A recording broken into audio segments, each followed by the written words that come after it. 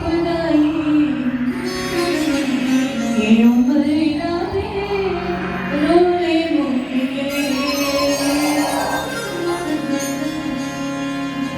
फड़िया पल्ला ते मिली चंगे आई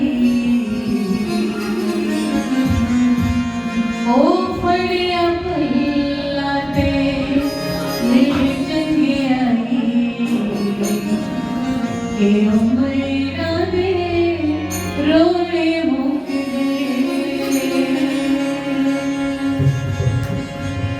छड़िया न करियो तो याद करना पैर पैर उते फरियाद करना छड़िया न करियो तो याद करना पैर पैर उते धन्यवाद करना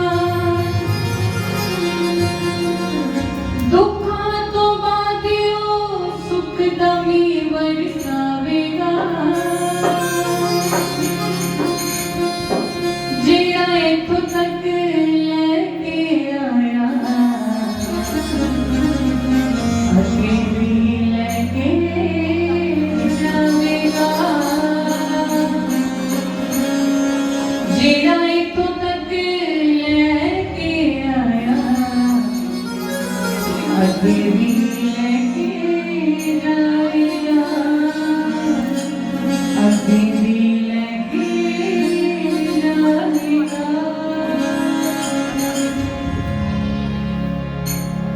श्री सतगुरुदेव भगवान जी की पावन पवित्र चरणों में उपस्थित प्रभु प्रेमियों, आज बड़ी खुशी का माहौल है।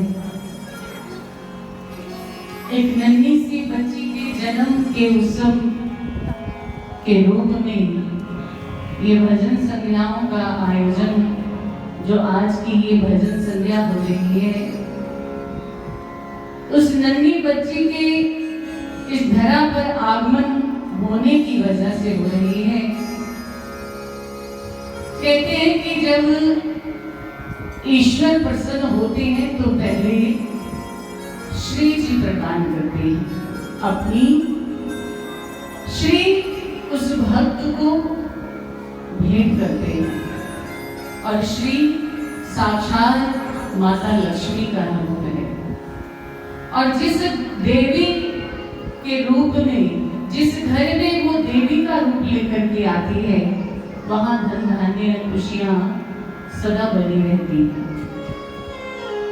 बस हमारे ही दामन में उन खुशियों को समेटने की ऐसी ताकत होनी चाहिए, उसके आगमन में ऐसा खुश होना, उल्लास मनाना, त्योहार की तरह उसका जन्म मनाना, यही खुशियों को पाने की कोशिश होती है।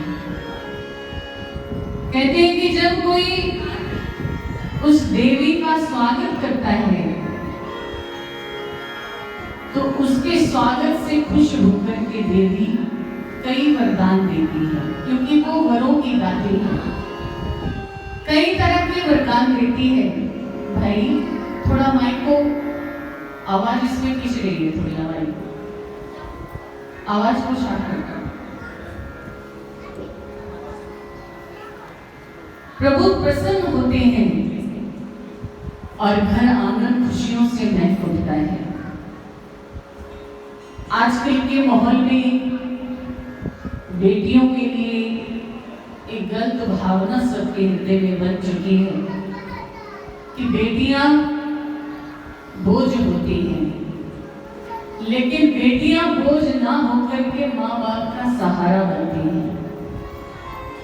बेटे भूल सकते हैं अपने माता पिता को, लेकिन बेटियां कभी अपने माता पिता की सेवा से वंचित नहीं रहती और ना ही उन्हें कभी भूलती हैं।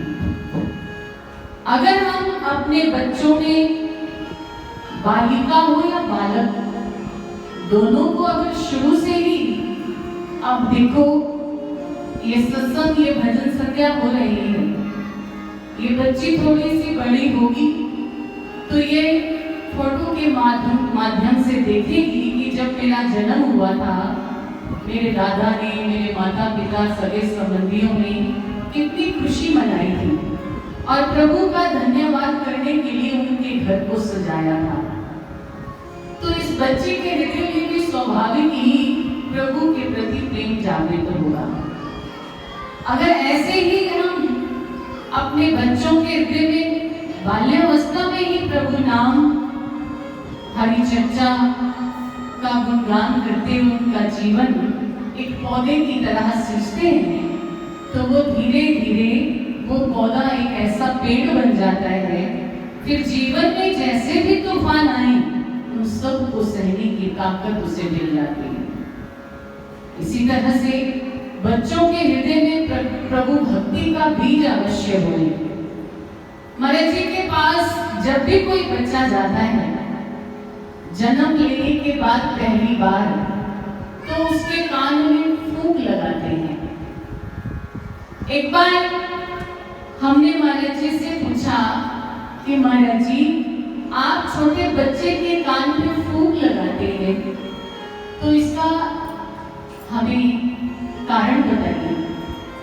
तब महाराज जी ने हमें समझाते हुए बताया, बच्चे जब छोटे बालक के कान में हरि नाम का वो फूंक हम लगाते हैं तो उस बच्चे को हमेशा याद रहता है कि मैं किसी की छत्र छाया में, कोई मेरे सिर पर है जिसके आंचल में हमेशा मुझे रह करके हरि नाम को याद करते हुए अपना जीवन बिताना है। ये एक बार मारी हुई फूंक हरि नाम का गुंजाए उसके मस्तिष्क में ऐसा गुंजन हो जाएगा जिससे वो कभी भी नहीं भूलेगा कि मैं हरि का हूँ और हरि मेरे।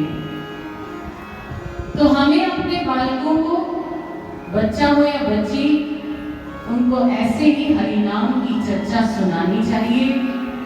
आप हो सके तो किसी गुरु की संगति में जाए, किसी संत महापुरुष के चरणों में जाए, अपने बालक का नामकरण करवाएं। क्योंकि देखो भगवान कृष्ण का जन्म हुआ था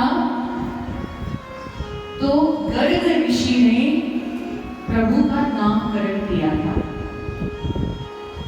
ऐसे जितने भी अवतारी महापुरुष इस धरा पर आए तो उनका नाम संस्कार किसी न किसी महापुरुष के माध्यम से ही हुआ है।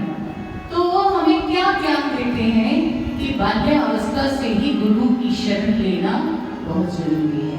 बड़ा होकर वो बालक भक्ति के मार्ग पर चलता है और सदा भगवान का होकर के अपने जीवन को, जो उसके जीवन की नियति होती है, उसको अपनाता है। उसकी नियति क्या है?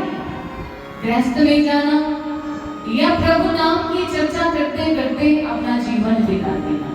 ये तो उस बालक के भाग्य में लिख दिया जाता है। और अगर उसे हम बार बार याद कराते रहते हैं तो वो पथ से ना भ्रष्ट होकर के प्रभु की भक्ति में लग करके अपना जीवन बहुत आनंदमय ढंग से जीता है। यही कारण होता है बाल्यावस्था में बच्चों को गुरु की संगति के साथ जोड़ देना। कई परिवारों में आजकल हमने देखा है, जो बच्चे थोड़े बड़े होते हैं तो माता पिता उन्हें कहते रहते हैं कि मत्था टेको, जय जय करो, तो वो बच्चे पीछे भागते हैं, आगे नहीं आते। अभी थोड़े दिन 2 बच्चों को मत्था टिकवाने के लिए कोई यहाँ लेकर के आया, तो जैसे ही उन्होंने बच्चे आगे किए, हमने अभी उनके सिर पे हाथ रखना या प्यार देते तो वो बच्चे बड़ी जोर जोर से चिल्लाने लगे। बेटा अगर यही बच्चों को आप थोड़ी छोटी अवस्था में लेकर के आते तो धीरे धीरे इनको पता होता कि ये संत हैं, हमें इनसे डरना नहीं है। तो यही हम आप सब से कहेंगे कि आप सब के साथ रहते हुए दूसरे को प्रेरित करें। आजकल के माहौल में बच्चों को ईश्वर का ज्ञान कराना बहुत जरूरी है, क्योंकि यही बच्चे कल हमारा भविष्य बनने वाले हैं। अगर आज ये संस्कारी नहीं बनेंगे तो कल को ये हमारा अपमान भी करेंगे, हमारे बड़े बुजुर्गों का अपमान करेंगे, सेवा करनी तो दूर, ये हमारे पास भी नहीं बैठेंगे। इसलिए आज से इनके अंदर संस्कार डालने आप आरंभ कर दीजिए। और हम बधाई देते हैं हमारे भैया राज धवन जी को, जिन्होंने ये बहुत अच्छा मौका